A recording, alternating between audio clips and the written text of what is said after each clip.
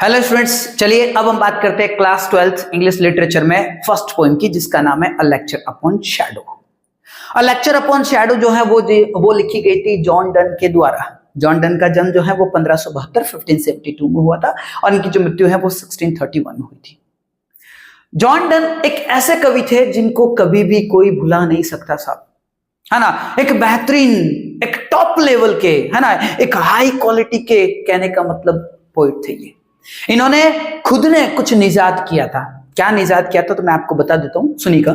जो John Donne थे उन्होंने हमेशा ऐसा सोचा था कि मैं कुछ ऐसी कविता लिखूं, है ना, और उनमें मतलब इस प्रकार का कंपैरिजन करूं, इस प्रकार के एग्जांपल्स दूं जिनके बारे में लोगों ने आज तक कभी सोचा ही नहीं, है ना। कुछ ऐसी चीजें दूंगे जिनको लोग पढ़े, है ना, पढ़ने के लिए इमोशन, फीलिंग्स नहीं लगाए बल्कि दिमाग लगाए, सोचे विचारे और फिर वो देखे कि यार हमने तो इस प्रकार का कभी भी कोई एग्जांपल देखा ही नहीं, क्या गजब का कंपैरिजन किया है, ऐसा भी कंपैरिजन हो सकता है। लोग इस प्रकार की बातें सोचे और उन्होंने इस प्रकार की चीजें की। उनकी इन कविताओं से आगे जाकर लोग इतने प्रभावित हुए कि मत पूछिए। उन्होंने उनकी कविता को एक स्पेशल कैटेगरी दी, है ना, और उन कविताओं को नाम दिया मेटाफिजिकल पोएट्री, है ना। उस क्लास को नाम दिया मेटाफिजिकल पोएट्री, है ना। ये नाम किसने दिया तो मैं आपको बताता हूं। ये नाम दिया था डॉक्टर सैमुअल जॉनसन ने, है ना। इस प्रकार की कविताएं सबसे पहले आपके जॉन डन ने लिखी थी, इसीलिए इनको founder of metaphysical school of poetry कहा जाता है। इनकी कविताओं को मेटाफिजिकल पोएम्स कहा जाता है। क्यों कहा जाता है? क्योंकि सबसे पहले ऐसी कविताओं में, है ना, ऐसी कविताओं को लिखने की शुरुआत इन्होंने ही की थी साहब, ठीक है। और इनकी कविताओं को पढ़कर ही डॉक्टर सैमुअल जॉनसन इतने प्रभावित हुए कि उन्होंने इनकी कविताओं को एक नाम देना चाहा, है ना, एक स्पेशल कैटेगरी देनी चाहिए और इस स्पेशल कैटेगरी का नाम था metaphysical school of poetry. Clear, है ना। जॉन डन के दो फेमस वॉल्यूम्स भी हैं, जिनमें एक है सैटायर्स और दूसरा है सॉन्ग्स एंड सोनेट्स। बहुत ही फेमस वॉल्यूम्स रहे हैं, सैटायर्स और दूसरा है सॉन्ग्स एंड सोनेट्स। चलेगा, अब हम बात करते हैं, है ना। मैं आपको बताता हूं, यहां पर भी मैंने कुछ लिखा है, जैसे जॉन डन की तरह ही जॉन डन के बाद में, है ना, एंड्रयू मार्वेल और अब्राहम काउली ने भी मेटाफिजिकल पोएम्स, है ना, लिखी थी साहब, ठीक है। तो इन दोनों को भी बिल्कुल आपको दिमाग में रखना चाहिए। चलेगा, अब हम बात करते हैं थोड़ा सा जॉन डन के बारे में। यहाँ पे लिखा हुआ है वही बातें जो मैंने आपको बता दी, लेकिन फिर भी मैं एक बार पढ़ लेता हूं क्या है क्या नहीं लिखा हुआ है। John Donne was representative of the metaphysical poets of his time. वो अपने टाइम के मेटाफिजिकल पोएट्स के रिप्रेजेंटेटिव थे। कहने का मतलब हो गया उन्होंने ही प्रतिनिधित्व किया था। कहने का मतलब ये, मतलब सीधी सी बात मैंने आपको बता दिया था, founder. Clear. He set the metaphysical mode by vibrancy of language and startling imagery. उन्होंने एक थरथराहट भरी, है ना, कहने का मतलब लैंग्वेज का यूज किया साहब, है ना, गजब की लैंग्वेज का यूज किया था। और उनके जो इमेजरी थे वो स्टार्टलिंग थे। स्टार्टलिंग का मतलब होता है हक्का बक्का कर देने वाले, है ना। कहने का मतलब हो गया लोगों को आश्चर्यचकित कर दे, इस प्रकार की उनकी इमेजरी थी, इस प्रकार का उनका कंपैरिजन था, इस प्रकार के उन्होंने एग्जांपल्स लिए थे साहब, ठीक है। उसके बाद में उन्होंने कहा है and a preference for a diction model on direct utterance, है ना। कहने का मतलब हो गया डायरेक्ट अटरेंस के लिए उनके जो शब्द संग्रहण था, या मैं ये कह दूं सिलेक्शन ऑफ वर्ड्स जो था ना, वो भी बड़ा गजब का था साहब, है ना। वो वर्ड्स का भी यूज बड़ा सोच समझ के करते थे, है ना। कहने का मतलब हो गया उनका औचित्य पूरा हो रहा नहीं हो रहा उन वर्ड से, ऐसे ऐसे वर्ड्स का यूज उन्होंने किया। मतलब उनका एम, उनका मोटिव पूरा हो रहा है नहीं हो रहा है, तो वैसे, है ना, सिलेक्शन ऑफ वर्ड्स का उन्होंने यूज किया था। बहुत बढ़िया साहब। He was brought up as a Roman Catholic and then he converted to Anglicanism. उनका जो जन्म है वो एक रोमन कैथोलिक फैमिली में हुआ था, तो इनका पालन पोषण इसी धर्म के हिसाब से हुआ था। इनके माता पिता रोमन कैथोलिक थे, लेकिन बाद में ये जब समझदार बने, बड़े हुए, इन्होंने सोचा कि नहीं, मुझे धर्म परिवर्तन करना चाहिए, तो इन्होंने अपने आप को एंग्लोकैनिज्म, है ना, के हवाले कर दिया। कहने का मतलब गया इन्होंने ये धर्म अपना दिया, ठीक है साहब। And then he was dean of Saint Paul's Church till his death, और इसके बाद में ताउम्र सेंट पॉल चर्च के क्या रहे, डीन रहे। चलिएगा, नेक्स्ट बात करते हैं। The total effect of a metaphysical poem at its best is to startle the reader into seeing and knowing what he has not really noticed or thought about before. मैंने आपको जैसा बताया कि जब भी रीडर, है ना, इनकी कविता को पढ़े तो यही सोचे कि ऐसा तो मैंने पहली बार देखा है, इससे पहले मैंने ऐसा कभी नहीं सोचा था, इससे पहले मैंने ऐसी कोई चीज नहीं देखी थी, नहीं पढ़ी थी। वो इस प्रकार की बात सोचे। Like all Donne's poetry, this poem to reflects an emphasis on the intellect and wit as against feeling and emotion। और जब भी रीडर इनकी कविताओं को पढ़े तो दिमाग लगाए, बुद्धि लगाए, है ना, फीलिंग्स नहीं लगाए, इमोशंस नहीं लगाए, दिमाग का प्रयोग करे, मतलब सोचे, जोर लगाए कि यार क्या गजब के एग्जांपल्स हैं, उनको समझने के लिए उसको बुद्धि का प्रयोग करना पड़े, है ना। तो इस कविता में भी ऐसा ही है। आइएगा बात करते हैं हम, बहुत ही शानदार कविता है ना। जैसा कि आप नाम जानते हैं लेक्चर अपॉन शैडो, तो मैं आपको बता दूं तो ये कविता जो है वो प्रेम के बारे में साहब, है ना, ठीक है। ये कविता जो है वो हमारी जिंदगी की रियलिटी को बताती है, और ऐसी चीजें जो हमारी जिंदगी की रियलिटी को बताती है वो हम ज्यादा ही पसंद करते हैं। इसीलिए इस कविता को आप भी बहुत पसंद करेंगे, लोगों ने भी बहुत पसंद किया था, और बहुत शानदार सी चीज है, क्योंकि ये जो चीज बता रहा ना वो चीज हमारी जिंदगी में होती है ना, कई लोगों के साथ होती हुई देखी है मैंने, ठीक है। तो कहने का मतलब होता है बिल्कुल साहब इस प्रकार की बिल्कुल सच्चाई है ये जो इस कविता में इन्होंने बताने की कोशिश की है। आइएगा बात करते हैं, है ना। Stand still and I will read to thee a lecture love in love's philosophy, है ना। मैंने कुछ शब्दों के मीन्स भी यहां पे लिखे तो उन्हें आप नोटिस करते जाइएगा, ठीक है। तो stand still and I will read to thee a lecture love in love's philosophy. आपके जो जॉन डन है वो अपनी प्रेमिका के साथ, है ना, अब किसी बगीचे में घूम रहे हैं सुबह से, ठीक है। तो वो घूम रहे अपनी प्रेमिका के साथ, उन्होंने अचानक अपनी शैडोज को नोटिस किया, तो उन्होंने कहा, है ना, कि प्रेमिका, है ना, तुम शांत खड़ी रहो, ठीक है, मैं तुम्हें प्यार के बारे में, प्यार की फिलॉसफी में एक लेक्चर, है ना, एक लेक्चर देना चाहता हूं, है ना। तो कहने का मतलब हो गया तुम शांत खड़ी रहो, मैं तुम्हें एक लेक्चर देना चाहता हूं on love in love's philosophy, है ना। कहने का मतलब गया कि लव फिलॉसफी में मैं तुम्हें लव पर एक लेक्चर देना चाहता हूं, शांत खड़ी रहो। These 3 hours that we have spent walking here, two shadows went along with us, which we ourselves produced, है ना। ये कह रहे हैं कि 3 घंटे हो गए हमें यहां घूमते घूमते, हम बगीचे में घूम रहे, 3 घंटे हो गए हमें, ठीक है। कहने का मतलब हो गया कुल मिलाकर के दोपहर मतलब 9 बजे से घूम रहे हैं, अभी दोपहर 12 बज चुकी है, मैं भी आपको क्लियर करता हूं। तो ये कह रहा है साहब हम सुबह 9 बजे से घूम रहे हैं, हमें 3 घंटे हो गए, हमने काफी लंबा समय बिता दिया इस बगीचे में घूमते घूमते, हमारे साथ साथ में हमारी शैडोज भी चल रही हैं, ठीक है ना। और इन शैडोज को हमने ही क्रिएट किया है, लिखा उन्होंने कि these 3 hours that we have spent walking here, two shadows went along with us, which we ourselves produce, इनको हमने ही प्रोड्यूस किया है। अब मैं पहले आपको इस कविता का, है ना, जो कहने का मतलब उद्देश्य है, जो पर्पस है वो बता देता हूं कि कविता क्या कहना चाहती है ना, what's the real meaning of the poem. यहां पर कवि जो है ना वो प्रेम के बारे में बताना चाह रहा है। यहां पर उन्होंने कहने का मतलब 2 चीजें रखी हैं, ठीक है, और उन दोनों का यूज कर वो किसी और को रिप्रेजेंट करना चाहते, तो क्या कैसे, तो सुनिएगा। यहां पर उन्होंने प्रयोग किया है शैडो का, यहां पर उन्होंने यूज किया है लाइट का। शैडो जो है वो रिप्रेजेंट करती हैं आपकी जिंदगी में इल्यूजन्स को, लैक ऑफ क्लैरिटी को, कंफ्यूजन्स को, डिस्टेंस बिटवीन लवर एंड बीलव्ड को, और हिडन थिंग्स को।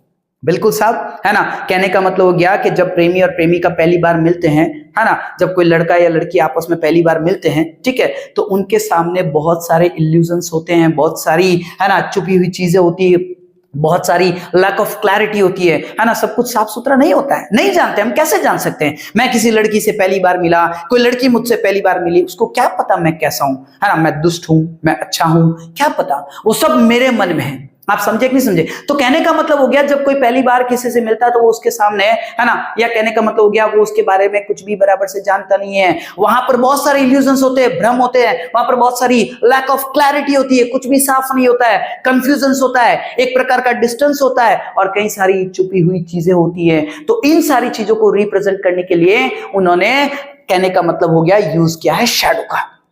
और उसके बाद में प्रेम के बारे में अगर मैं बात बताऊं, लाइट के बारे में अगर मैं बात बताऊं, तो लाइट जो है वो रिप्रेजेंट करती है क्लैरिटी को, प्योर एंड पायस लव को, अनकंडीशनल लव को, एंड नो हिडन थिंग्स को। जो सच्चा प्रेम होता है ना, जो सच्चा प्यार होता है, उसमें हमारे बीच में किसी प्रकार के कोई इल्यूजन्स नहीं होते, कोई भ्रम नहीं होता है, हम एक दूसरे पर आंखें मूंद कर विश्वास करते हैं। सीधी बात है, कहने का मतलब हो गया कि हम प्यार में एकदम अंधे होते हैं, है ना, ठीक है। या मैं कहने का मतलब हो गया, सीधी सी बात बताऊं कि भाई साहब जब सच्चा प्रेम होता है तो किसी प्रकार की कोई भी चीज छुपी हुई नहीं होती है, ना प्रेमिका अपने प्रेमी के बारे में कुछ चीजें छुपाती है, ना प्रेमी अपनी प्रेमिका से कुछ चीजें छुपाता है, कुछ भी छुपा हुआ नहीं होता है, सब कुछ क्लियर होता है साहब, सही बात है। और तभी तो उसे हमने सच्चा प्रेम कहा है ना। अगर वो प्रेम सच्चा नहीं होता तो उनके बीच में कई सारी चीजें छुपी हुई होती है ना। तो कहने का मतलब हो गया कुल मिलाकर, जब आपके बीच में कुछ भी छुपा हुआ नहीं है, जब आपके बीच में किसी प्रकार का कोई कंफ्यूजन नहीं है, सब कुछ है ना, प्रेमी प्रेमिका के बारे में सब जानता है, प्रेमिका प्रेमी के बारे में सब जानती है, तभी हम कहेंगे कि यही सच्चा प्रेम है सब। तो कहने का मतलब हो गया इसी बातों को बताया है ना, जॉन डन ने इस कविता में। तो आपका कवि कहता है कि शांत खड़ी रहो मेरी प्रिय, मैं तुम्हें लव के ऊपर है ना, लव की फिलॉसफी में एक लेक्चर देता हूं। हमें 3 घंटे हो गए इस बगीचे में घूमते घूमते, और हमारे साथ में हमारी शैडोज भी चल रही है।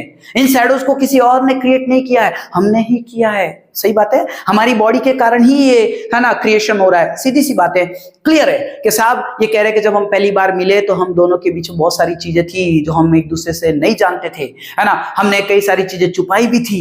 सही बात है ना। हमने एक दूसरे के सामने रूप बदलकर एक दूसरे को पेश किया था, और यही होता है झूठ बोलते हैं साहब। समझे कि नहीं समझे? जब कोई लड़का किसी लड़की से पहली बार मिलता है तो कई सारे झूठ बोलता है। हो सकता है उसकी जिंदगी में उसका पास्ट ऐसा रहा है जो कहने का मतलब वो शायद बयान ना कर सके उसको। लड़की की जिंदगी में भी कुछ इस प्रकार की चीजें रही हो जो उसको शायद ना बता पाए। तो कहने का मतलब होता है दोनों एक दूसरे से कई सारी चीजें छुपाने की कोशिश करते हैं। तो उसे यही कहा कि जब हम पहली बार मिले है ना, तो हमारे बीच में शैडोज बहुत लंबी थी साहब। सही बात है। तो कहने का मतलब हो गया जब सुबह सूर्य उगता है तब हॉराइजन पर होता है, क्षितिज पर होता है। क्षितिज पर जब सूर्य होता है मतलब सुबह और शाम को हमारी जो शैडोज होती है वो बहुत लंबी होती है, क्योंकि सूर्य हॉरिजन पर होता है, शैडोज लंबी होती है। तो यही कह रहा है कि सुबह जब हम आए थे हमारे बीच में जो शैडोज थी, या कहने में हमारी जो शैडोज थी वो बहुत ज्यादा लंबी थी। मतलब जब हम पहली बार एक दूसरे से मिले तो हम दोनों एक दूसरे के बारे में कुछ नहीं जानते थे, हमारे बीच में बहुत सारे इल्यूजन्स थे, हमारे बीच में कई सारी चीजें छिपी हुई चीजें थी। अब ऐसा कुछ भी नहीं है। धीरे धीरे धीरे धीरे सूर्य ऊपर बढ़ता गया, रोशनी बढ़ती गई, प्रेम बढ़ता गया, छाया कम होती गई, है ना। मतलब इल्यूजन्स खत्म होते गए। तुमने मुझे जाना, मैंने तुम्हें जाना, तुमने सारी चीजें मुझे बताई, मैंने तुम्हें सारी चीजें बताई। ना तुमने मुझसे कुछ छुपाया, ना मैंने तुमसे कुछ छुपाया, ना तुम मुझसे कुछ झूठ बोली हो, ना मैं तुमसे कुछ झूठ बोल रहा हूं। तो अब हमारा प्रेम एकदम परवान चढ़ चुका है। तो उन्होंने यही कहा है कि But now the sun is just above our head, लेकिन अब सूर्य हमारे टॉप पर है। We do those shadows tread, और हमने इन छायाओं को कुचल दिया है साहब। ठीक है, आगे वो कहता है to brave clearness all things are reduced, so whilst our infant loves did grow, है ना। infant का मतलब होता है कच्ची उम्र, या फिर हम ये कहे शिशु अवस्था, है ना। तो infant loves did grow and disguise का मतलब होता है रूप बदलना। सही बात है, ठीक है। तो disguises did and shadows flow from us and our cares, but now it is not so। उन्होंने ही कहा कि साहब हमारा प्रेम, जब हम सुबह सुबह पहली बार मिले थे तो छाया बहुत ज्यादा लंबी थी, इल्यूजन्स हमारे बीच में बहुत ज्यादा थे। ना तुम मेरे बारे में कुछ जानती थी, ना मैं तुम्हारे बारे में ज्यादा कुछ जानता था। ठीक है, तो इल्यूजन्स ज्यादा थे, छाया लंबी थी। लेकिन धीरे धीरे हमारा प्यार बढ़ता गया, हम रोज मिलते गए, धीरे धीरे हमारा प्यार बढ़ता गया, है ना। मैंने भी तुम्हें सारी चीजें बताना शुरू कर दिया, तुमने भी मुझे सारी चीजें बताना शुरू कर दिया। ठीक है, हमारे बीच में क्लैरिटी बढ़ने लगी, छुपी हुई चीजें कम होने लगी, प्यार बढ़ने लगा, सूर्य ऊपर आने लगा। अब हमारा प्यार परवान चढ़ चुका है, मैच्योर हो चुका है। पहले इन्फेंट अवस्था में था, कच्चा प्रेम था, है ना, बहुत सारी चीजें छुपी हुई थी। अब हमारा प्रेम जवान हो चुका है, अब हमारे प्रेम में मैच्योरिटी आ चुकी है, सूर्य टॉप पे आ गया है। और दोपहर 12 बजे जो सूर्य चमकता है उसकी रोशनी सबसे हाई क्लास होती सब। तो उसे यही कहा कि अब हमारा प्रेम बहुत गजब का है, परवान चढ़ चुका है, कुछ भी चीजें छुपी नहीं है। ऐसा लगता है कि हमने हमारी छायाओं को कुचल रहे हैं, है ना। हम हमारी छायाओं को क्या कर रहे हैं, कुचल रहे, क्योंकि पांव के नीचे आ गई। सूर्य जब टॉप पे होता है तो छाया बिल्कुल नीचे हो जाती है, छाया बिल्कुल खत्म हो जाती है। ऐसा लगता है कि हम हमारी छाया को क्या कर रहे हैं, कुचल रहे हैं साहब, ट्रेड कर रहे हैं, है ना। तो उसने यही कहा कि साहब ट्रेड कर दिया है हमने इनको, बहुत बढ़िया, है ना। अब आगे देखिएगा क्या कहता है, वो क्या नहीं कहता है ना। तो ये कह रहा है कि अब ऐसा नहीं है कि हमारे बीच में किसी प्रकार की कोई चिंता है, कोई फिक्र है, कोई छुपी हुई चीज है, अब कुछ भी नहीं है। अभी क्या कहता है, दैट लव हैथ, है ना, not attain the highest degree, ठीक है, विच is still diligent last others see except our loves at this noon stay। अब उन्होंने क्या कहा, है ना, ये जो hath है इसका मतलब है how, कहने का मतलब ये सारे पुराने यूजेस है, ध्यान देना है। जैसे दी हो गया, दाउ हो गया, ये hath हो गया, ये पुराने यूजेस है, ठीक है ना। अब सुनिएगा, that love hath not attained the highest degree which is still diligent lest others see। कहने का मतलब हो गया कि वो प्रेम है ना, उस प्रेम ने अभी तक अपना पीक पॉइंट नहीं पकड़ा है, अभी तक अपनी हाई डिग्री पे नहीं पहुंचा है, जो कि कहने का मतलब हो गया विच इज स्टिल डिलिजेंट, जो अभी भी परिश्रमी है, लेस्ट अदर्स सी। कहने का मतलब हो गया अगर वो प्रेम है ना, जिस प्रेम में अभी भी एक प्रेमी या प्रेमिका कोशिश कर रहे हैं एक दूसरे से छुपाने की, है ना, एक दूसरे से कई सारी चीजों को दबाने की, है ना, कहने का मतलब क्या, कुल मिलाकर उसने यही कहा साहब which is still diligent lest others see, है ना, जो अभी भी सचेत है कि कहीं ऐसा ना हो कि इसको मेरे बारे में पता पड़ जाए, है ना, या लड़की सचेत हो कि कहीं ऐसा ना हो कि इसको मेरे बारे में कुछ पता पड़ जाए। तो कहने का मतलब हो गया वो प्रेम कभी भी हाई डिग्री, वो प्रेम अपनी, है ना, मतलब कहने का मतलब सर्वोच्च स्थिति कभी भी प्राप्त कर सकता नहीं है साहब, है ना। उसने यही कहा है कि जो प्रेम, है ना, परिश्रम कर रहा है, सचेत हो रहा है ना, वो प्रेम कैसा प्रेम साहब, सही बात है, ठीक है। तो अभी भी अगर वो कोशिश कर रहा है कई चीजों को छुपाने की, तो फिर वो प्रेम अभी तक, है ना, परिपक्व नहीं हुआ है। उन्होंने ये बताया except our loves at this noon stay. अब जब नून स्टे आ गया है, नून टाइम आ गया है, तो यही समय वो है जब हमारे बीच में पक्का प्रेम है, मैच्योर लव है। अब हमारे बीच में किसी प्रकार की कोई चीज नहीं है, और वही प्रेम सच्चा प्रेम होता है जब कुछ भी छुपा हुआ होता नहीं है। सीधी सी बात है साहब। तो अब आगे बात करते हैं, नेक्स्ट सुनिएगा। आगे वो कहता है, we shall new shadows make the other way as the first were made to blind others. अब ये बताता है कि जब हम सुबह मिले थे तो समझ लीजिए सूर्य जो था वो ईस्ट में था, है ना, ईस्ट में कहने का मतलब सनराइज होता है, तो ईस्ट में था, तो हमारी शैडोज इधर क्रिएट हो रही थी। क्लियर है, जब सन इधर होगा तो इधर आपकी क्या बनेगी, छाया बनेगी, इधर आपकी शैडोज बनेगी। क्लियर है। तो उसने कहा हम जब पहले पहले मिले थे तो हमारी जो शैडोज थी वो दूसरी तरफ थी, है ना, we shall new shadows make the other way as the first were made to blind others, है ना। कहने का मतलब क्या, उस वक्त हम कोशिश कर रहे थे, क्या कोशिश कर रहे थे, एक दूसरे को अंधा बनाने की। मैं तुमसे कुछ छुपा रहा था, सही बात है, और तुम मुझसे कुछ छुपा रही थी, सीधी सी बात है ना। हम एक दूसरे को अंधा बना रहे थे कि कहीं ऐसा ना हो कि तुम मुझे देख लो, मेरी उन चीजों को देख लो, तुम्हें कहीं मेरे बारे में उसके बारे में पता पड़ जाए। तो कहने का मतलब हो गया हम एक दूसरे को अंधा करने की कोशिश कर रहे थे, शैडोज इधर बनी थी। लेकिन अब दोपहर के बाद में सूर्य इधर ढलने लगेगा तो शैडोज इधर क्रिएट होने लगेगी। फर्क है, यहां पर एक इंपॉर्टेंट क्वेश्चन पूछा जाता है, व्हाट इज द डिफरेंस, है ना, between the shadows of morning and between the shadows afternoon. कहने का मतलब हो गया कि साहब दोपहर के बाद वाली शैडोज में और सुबह वाली, या बिफोर नून एंड आफ्टरनून, ये समझ लीजिए वे शैडोज जो बिफोर नून बनी थी और वे शैडोज जो आफ्टरनून बनेगी, उन दोनों में क्या फर्क है। बहुत इंपॉर्टेंट क्वेश्चन है। तो कहने का मतलब क्या, हम पहली बार जब मिले तो हम क्या करते हैं, हम डरते हैं कि कहीं अगले वाले को पता ना पड़ जाए, है ना, मेरे इस चीज के बारे में कहीं अगले वाले को पता नहीं पड़ जाए, सही बात है। तो हम एक दूसरे को अंधा बनाने की कोशिश करते हैं। क्लियर है ना। अब सुनिएगा, लेकिन अब छायाएं दूसरी तरफ बन रही है। अब सूर्य जब ढलने लगेगा तो हमारी छाया इधर बढ़ने लगेगी साहब, है ना। ये कहता है these which come behind will work upon ourselves and blind our eyes. अब क्या होता है, अब आप देख लीजिए कि प्रेमिका और प्रेमी मिले, पहले उनके बीच में इल्यूजन्स थे, अब इल्यूजन्स धीरे धीरे धीरे कम हो रहे हैं, प्रेम बढ़ता जा रहा, प्रेम बढ़ता जा रहा है, इल्यूजन्स कम होते जा रहे हैं। क्लियर। एक टाइम ऐसा आया कि भाई साहब बस तू मेरा और मैं तेरी, है ना, उसके अलावा हमें कुछ भी नहीं चाहिए, ठीक है ना, सारी दुनिया एक तरफ, हमारा प्रेम एक तरफ। क्लियर है ना, मैं तुझसे बहुत प्रेम करता हूं, तू मुझसे बहुत प्रेम करती है, हमारा प्यार सच्चा प्यार जो भी है ना, पीक पॉइंट पे आ गया, सब प्रेम आ गया। अब हमारे बीच में कोई इल्यूजन्स नहीं है। लेकिन आप खुद देखिए, जब उनके बाद में जब वो साथ साथ में रहने लगते हैं, शादी हो जाती मान लीजिए, ठीक है ना, फिर उसके बाद अब उन्हें एक दूसरे की कमियां नजर आने लगती है। आप देखिए, फिर कमियां नजर आने लगती है, तुम्हारा ही ऐसा काम है, मैं तो ऐसा कभी नहीं करती, मैं ऐसा कभी नहीं करता, ये सब तुम्हारी वजह से हो रहा है, अरे हाँ हाँ मैं तुम्हें जानता हूं, वो कहता है अरे मैं तुम्हें भी जानती हूं, है ना। तो कहने का मतलब हो गया कई प्रकार की चीजें साहब, और धीरे धीरे धीरे धीरे धीरे फिर देखिए आप वो झगड़ा बढ़ता जाता, साफ सुथरी बात है सब। पहली बार मिले तब देखो आप, हमने कई सारे रील्स देखते हैं आजकल, आप देखिए रील्स बनाते हैं, है ना, उनमें कई बार बताते हैं, है ना, कि भाई साहब शादी से पहले जब पहली बार मिले, है ना, या शादी के पहले दिन या दूसरे दिन या थोड़े समय तक, ठीक है ना, तो प्रेम काफी चलता रहता है, सही बात है। उसके बाद में धीरे धीरे उस प्रेम में गिरावट आने लगती है, एक दूसरे में कमियां नजर आने लगती है, एक दूसरे की, है ना, बुराइयां नजर आने लगती है साहब।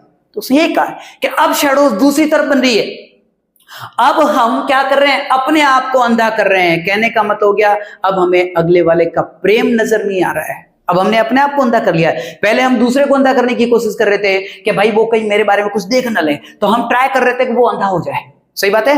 अब हम अंधे हो रहे हैं, क्यों? क्योंकि हमें हमारी प्रेमी, है ना, हमारे प्रेमी या हमारी प्रेमिका की अच्छाइयां नहीं दिख रही है, हम अंधे हो चुके हैं, है ना। तो कहने का मतलब हो गया अब शैडोज दूसरी तरफ क्रिएट हो रही है ना। अब हम दूसरी तरह से, कहने का मतलब है ना, प्रभावित हो रहे हैं। पहले हम अगले वाले को अंधा करने की कोशिश कर रहे थे, अब हम अपने आप को अंधा कर रहे हैं। हमारे प्रेमी या प्रेमिका की अच्छाइयां हमें नजर नहीं आ रही है। इफ आवर लव फेंट एंड वेस्टवर्डली डिक्लाइन, अगर ऐसे ही हुआ, अगर हमारा प्यार फीका पड़ता गया, अगर हमारा प्यार वेस्टवर्डली डिक्लाइन होता गया, है ना, डिक्लाइन होने का मतलब मैंने आपको बता दिया, ढलना, ठीक है ना, और कमजोर होना, फेंट का मतलब, तो अगर हमारा प्रेम इसी प्रकार से कमजोर होता है, अगर वेस्टवर्डली सूर्य के साथ साथ, कहने का मतलब जब सन क्या करता है, वेस्टवर्डली डाउन होता जाता है, तो सीधी सी बात है, जब सन डाउन होता जाएगा तो हमारे इल्यूजन्स बढ़ते जाएंगे, छाया बढ़ती जाएगी सब।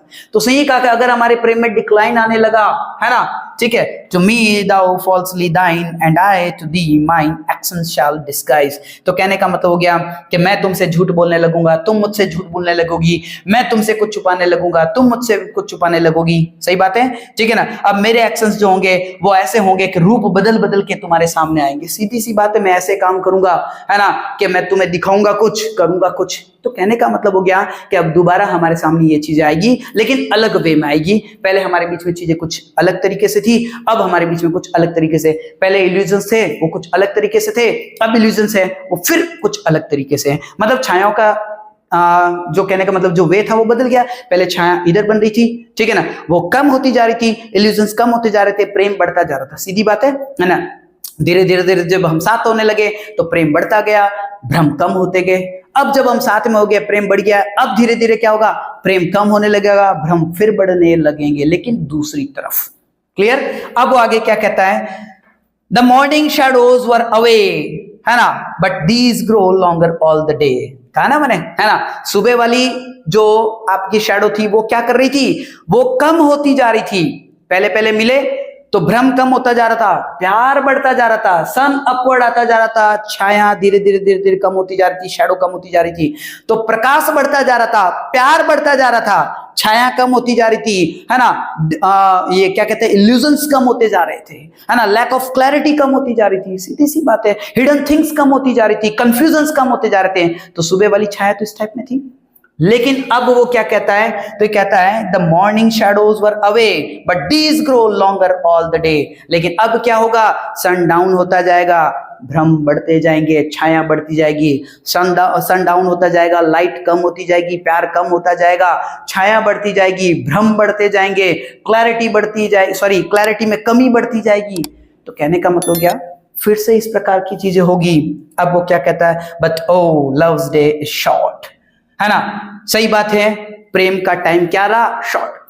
भाई नून का टाइम एग्जैक्ट 12 बजे का नून का टाइम होता है ना। कहने का मतलब बहुत ही कम समय होता है, हाँ, 1 मिनट का समझ लीजिए, किलोमीटर जैसे ही 12:01 हुआ, नून खत्म हो गया सब।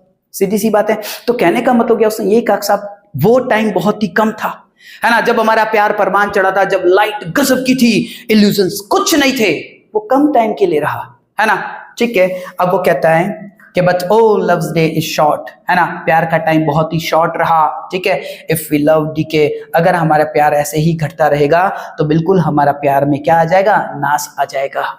सही बात है। तो ये नाश नहीं आना चाहिए, ये कमी नहीं आनी चाहिए, ये प्यार ऐसे ही बना रहना चाहिए। देखिए आगे लिखा है, लव इज अ ग्रोइंग और फुल कांस्टेंट लाइट। सही बात है। And his first minute after Noon is night. कहने का मतलब क्या, प्यार ऐसा होना चाहिए जो हमेशा बढ़ता रहे, ठीक है, और एक कांस्टेंट लाइट रहनी चाहिए, फुल कांस्टेंट लाइट रहनी चाहिए, मतलब प्यार बना रहे तब मजा है साहब।